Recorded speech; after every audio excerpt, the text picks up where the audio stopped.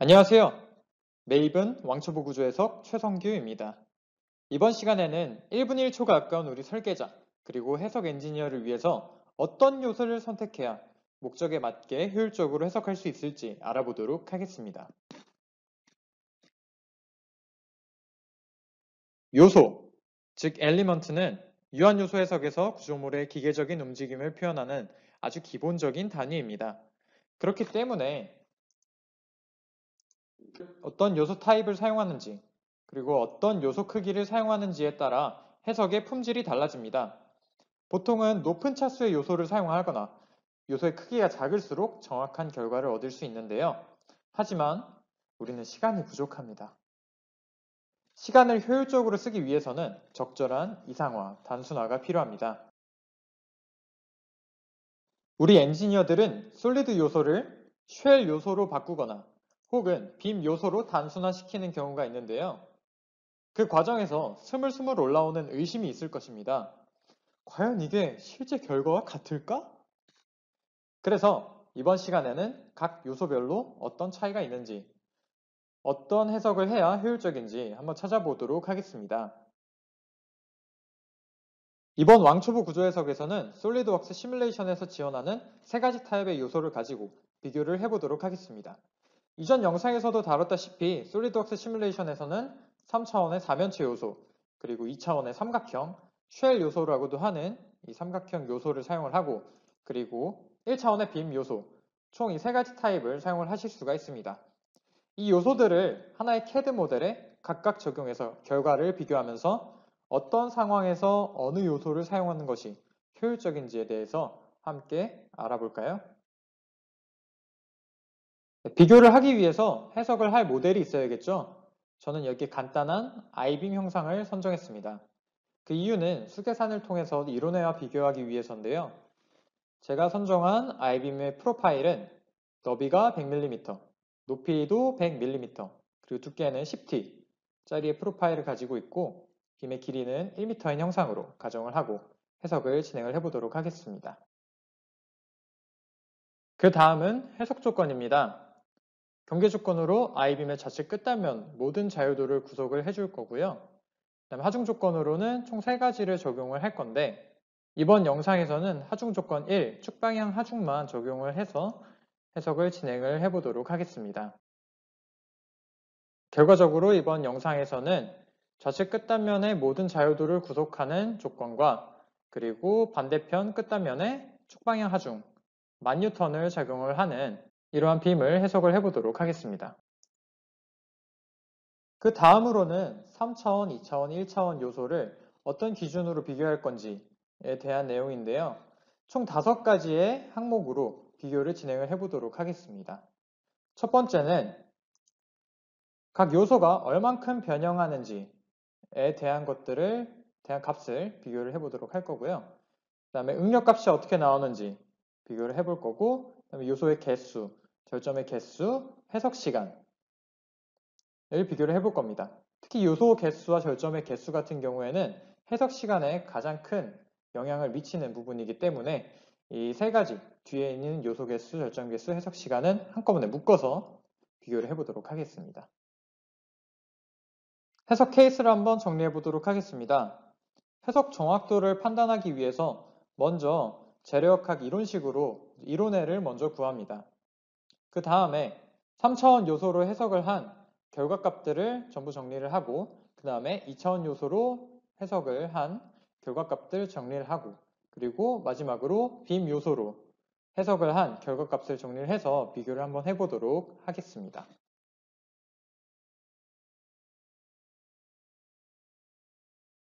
네, 그러면 이제 솔리드웍스로 아이빔의 모델링을 하고 해석을 진행을 해보도록 할 텐데요. 모델링 같은 경우에는 8배속을 해서 영상으로 보여드리도록 하겠습니다. 이번 해석 케이스 같은 경우에는 3D와 2D, 1D를 해야 되기 때문에 솔리드 모델링과 공면을 통한 2D 모델링 이렇게 2가지를 진행을 했습니다. 설정은 솔리드와 쉘 2가지로 진행을 했습니다. 네, 그러면 이제 해석을 시작해 보도록 하겠습니다. 시뮬레이션에서 새 스터디 정적 해석을 만들어 준 다음에 그 다음에는 이제 재질을 지정해 주도록 하겠습니다.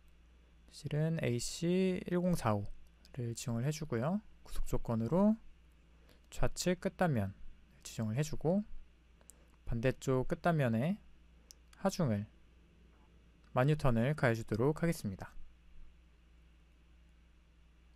그 다음에 메쉬를 생성해 보도록 하겠습니다. 메쉬는 두께 방향으로 두 개의 요소를 가지도록 5mm로 지정을 해주고 스터디 실행을 해주도록 하겠습니다. 네, 솔브 과정은 생략을 하고요. 시뮬레이션 기호를 숨겨주도록 하겠습니다. 그 다음에 응력 결과를 살펴보자면 최대 주석 보기를 통해서 최대 값이 어느 부분에 어느 요소에 나왔는지 확인을 하실 수가 있고요. 네, 끝단면에 응력 핫스팟이 나온 것을 보실 수가 있죠. 네, 그 다음에는 프로브를 찍어 가지고 한번 응력 결과를 보도록 하겠습니다. 네, 중간쯤을 찍어서 확인을 해보면 이 절점에서 3.57 메가파스칼이 나오는 것을 확인을 하실 수가 있습니다. 그 다음에는 최대 변형량을 한번 살펴보도록 하겠습니다. 최대 변형량을 최대 주석 표시를 통해서 보시면 0.017. 근데 이제 유효 자릿수 4자리까지 보면 0.0174mm가 최대 변이인 것을 확인을 하실 수가 있었죠. 응력과 변형량 결과를 봤기 때문에 이제는 노드의 개수 그리고 요소의 개수, 솔루션 시간 한번 확인을 해보겠습니다. 총 15초가 걸렸고 요소는 약 17만 개 그리고 절점은 약 28만 개를 가지고 있는 것을 확인을 할 수가 있었죠. 이거를 한번 저장을 하도록 하겠습니다.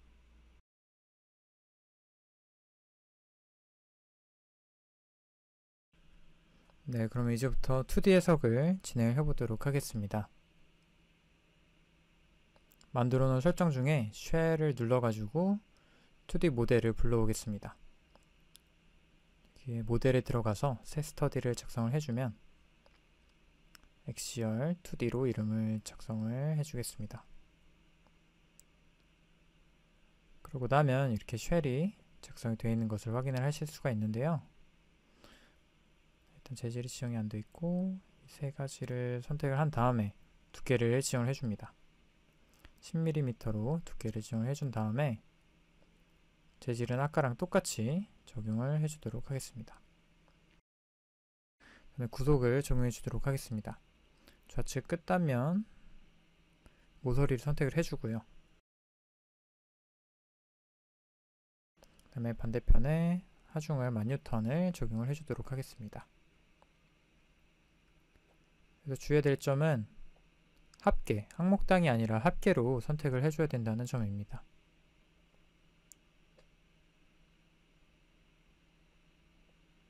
그 다음에 메쉬를 작성을 해주도록 하겠습니다.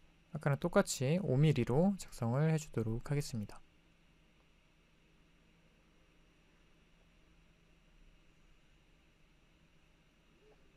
네, 메쉬 작성이 완료가 됐으니 이제 실행을 해서 솔브를 하도록 하겠습니다. 네, 그 다음 응력 결과를 살펴보도록 하겠습니다. 네, 보시다시피 좌측 끝단면에 최고의 응력 값이 나오는 것을 보실 수가 있고 차트 편집에 들어가서 최대 주석 표시를 통해서 최대 값이 몇인지 확인을 하실 수가 있습니다. 그리고 아까 3D와 같이 프로브를 이용을 해서 중간에 있는 절정값을 확인을 해보도록 하겠습니다. 중간 절점을 찍어보면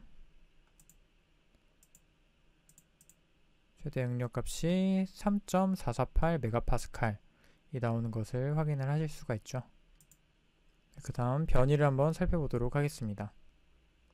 네, 역시나 우측 끝단면에 최대 변형량이 나오는 것을 보실 수가 있고 정의 편집에 들어가서 차트 옵션에 들어간 다음 소수점 자리를 넷째 자리까지로 본 다음에 최대 주석 표시를 해주겠습니다.